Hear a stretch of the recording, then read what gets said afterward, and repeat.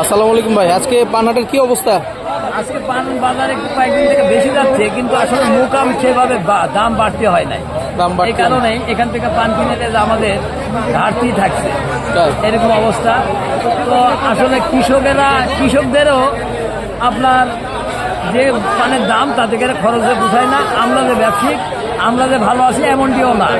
আমরা এই দামে পান নিয়ে গিয়েও কিন্তু বাজারে বিক্রি করতে পারছি না। আজকে দেখলাম হাটে ব্যাপক পানের আমদানি। হ্যাঁ, ইনশাল্লাহ আলহামদুলিল্লাহ হাটে অনেক খেয়ে পান আমদানি, কিন্তু মাগার পান আমদানি ঠিকই, কিন্তু ওই যে বললাম মুকামে গিয়ে কোনো কাজ হচ্ছে না।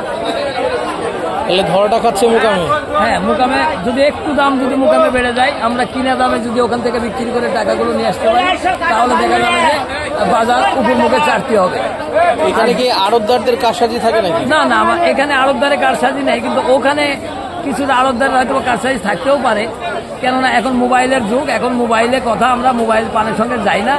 ওরা যেটা দাম বলে দেয় সেটাই আমাদেরকে বিশ্বাস করতে হয়।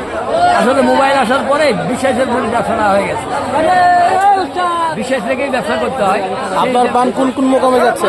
আমার পান যায় এখন বর্তমান চিটাগাং, আবার ঢাকাতে যাই, উত্তর অঞ্চলে পঞ্চগড়ে যাই। এই অবস্থায় যাক, চালাইতে থাকেন, আল্লাহ ভরসা, ইনশাল্লাহ ব্যবসা সফলতা আসবে ইনশাল্লাহ।